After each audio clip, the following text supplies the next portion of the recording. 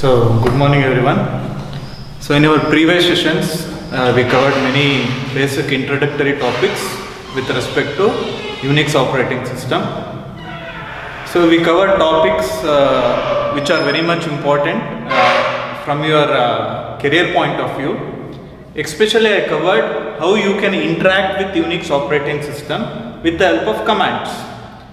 So basically you will be interacting with Unix operating system by giving commands. So once you give commands to the Unix operating system, so it will be understood by the command interpreter or shell. It will check whether the commands are present in shell or not. If the commands are present, that will be forwarded to the kernel. So then the kernel will execute that particular command and the results will be sent back to the command interpreter. Ultimately it will be sent to the user. So this is the basic environment or architecture in which your Unix operating system will work. So in this particular session we shall try to cover a concept with respect to Unix files. So Unix file related ಏನೇನು concepts ಇದೆ ಅದನ್ನ ಈ particular session ಅಲ್ಲಿ cover ಮಾಡ್ಕೊಳ್ಳೋಕೆ try ಮಾಡೋಣ. So before proceeding into Unix files, I need you people to understand some basics with respect to file system. What actually is a file system? How it actually works in Unix operating system. So in file system or in Unix file system, every program you will be writing in Unix operating system, that will be treated as a file. Whatever all the program you will be writing, that will be treated as a file. And also if you compile a program, the object code that will be getting generated, that also will be treated as a file. So the object code, once you compile a file, it will also be treated as a file. So all these files needs to be organized. They needs to be stored in a particular structure. So storing of all these files in a particular structure is called as directories. So we make use of directories in order to organize those files. So these are the 3 points you need to remember with respect to file system. So the next topic or the first important topic with respect to Unix files is file. What actually is a file? What are all the main features of a Unix file? What are all the different types of Unix files? What are all the different categories of Unix files? That will be covered in this particular topic. So the main feature or the points you need to remember with respect to Unix file are CAFD. So this is the code word to remember the features. So your file is a container for storing data. Your file can be used as a container for storing data. Your file will be having many attributes. Size can be one of the attribute. Permissions can be one of the attribute. File name can be one of the attribute. All these attributes will be stored in kernel. It won't be directly accessible to the humans. So it will be stored in kernel. So the first 2 features are, your file is a container which is used for storing data. Your file contains attributes, but that won't be directly accessible to humans. It will be stored in kernel. And also your file size or name, that won't be stored inside a file. So your file contains only the data. Inside your file there won't be any details like file name or file size. And the last point is, what are all the devices? The devices can be your printers, your joystick, your mouse, your keyboard, and also all your directories. What do you mean by directories? It is an organization for storing your files. So it is a structure for storing your files. So even your devices and directories, they are also called as files. So these are all the 4 important points with respect to files. It is a container for storing data. All the attributes of a file will be stored in kernel, and also the file size or name won't be stored inside a file. The devices and directories will also be treated as files. So these are the 4 major features. There are 3 different types of files. They are ODD, The code word for remembering this is ODD, that is ordinary file, directory file and device file. Now we shall go through the details of all these three files. The first one is ordinary file. What are all the programs that you will be writing? It might be a Java program, it might be a C program, or it might be a .NET program. All those programs will be considered as ordinary file. So inside ordinary file, there are two subcategories. They are text file and binary file. What do you mean by text file? Text file are those files which are printable, or I can say you can make sense of what you have written. Inside your file, you can look to the contents of the file.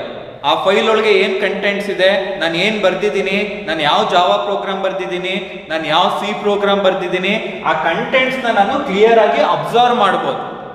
ಅಂತ type of ಫೈಲ್ನ text file ಅಂತ ಕರಿತೀನಿ. So those set of files are also printable in nature. So another set of ordinary file is binary file. What do you mean by binary file? Andre files which are not printable. The best examples can be your videos. ಏನಾದ್ರು ವಿಡಿಯೋಗಳು ಮಾಡಿದ್ರೆ, ಏನಾದ್ರು audios ಇದ್ರೆ, ಅಥವಾ ಏನಾದ್ರು image files ಇದ್ರೆ, this all comes under the category of binary files. So those set of files are not printable files. You cannot print those files.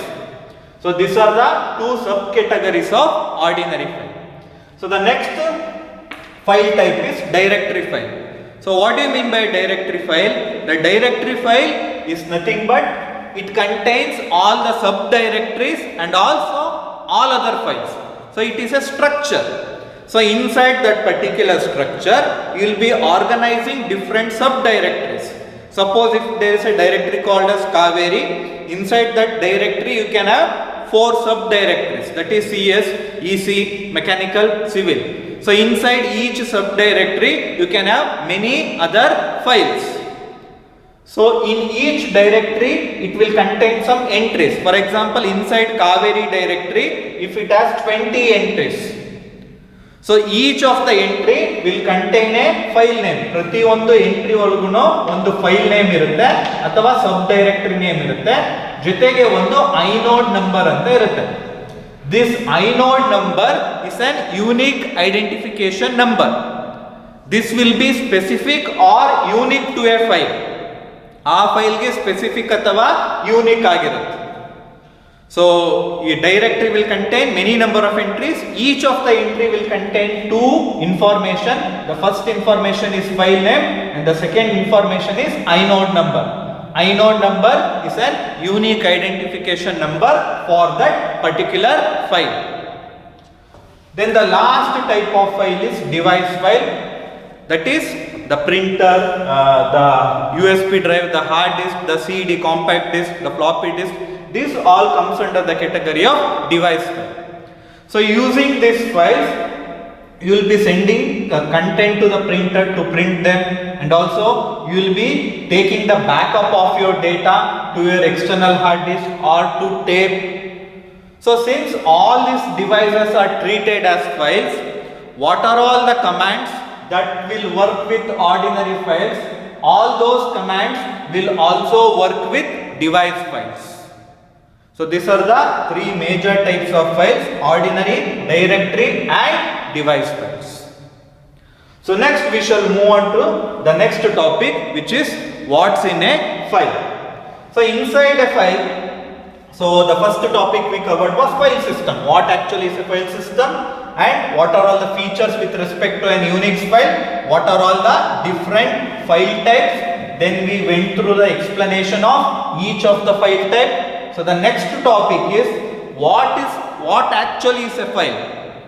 What will be the contents that will be present inside a file? How we can name a file? Are there any rules or restrictions to name a file? Those all things will be discovered in this particular topic. So in order to remember the contents of this particular topic, the code word you need to remember is cacrec. C-A-C-R-E-C, cacrec. So the first point is, when you are naming a file, your file name can be up to 255 characters. You can name a file up to 255 characters. That is the first point. The second point is you can name a file with or without any extension. What do you mean by an extension? It can be .c, it can be .txt, it can be .java. There is no need to give any extension for your file. And also your file name can be any ASCII character. Your ASCII character will range from 0 to 255. You can include any ASCII character inside your file name. And the third point is you can also include unprintable characters. So just I had already explained with respect to unprintable characters, ಯಾವ character ನಾನು print ಮಾಡೋಕ್ಕಾಗಲ್ಲ ಆ character ಸಹ I can include inside my file name. Control characters also I can include inside my file name. And the fourth point is, even though there are many provisions to create a file name, the recommendations is you should use a file name with name, or I can say alphabets, numericals, or some dots, some hyphen or underscore. This is the better recommendation to name a file. It can be name, numerals, dot, underscore, or last one can be hyphen. So even though there is no extension, but your application demands an extension. For example, if you are working in JDK compiler, then your JDK compiler demands the extension to be .java. And the last point is your Unix file is case sensitive. Suppose if you are having two files with name chap1 and chap1, these two files are different because this is a file name with small letters, but this is a file name with capital letters. So these two file names are different with each other. So these are all the points you need to remember with respect to what's in a file. CACREC. C stands for the total number of characters 255. A stands for you can include ASCII characters. C stands for you can include control or unprintable characters. R stands for the recommendation is to use alphabet, numerical, dot, hyphen or underscore. Extension will be demanded by the application such as JDK. Case sensitive. Your Unix operating system is case sensitive. That means you can use chap1 and chap01. That both will be treated differently. So thank you. We shall continue with the next session.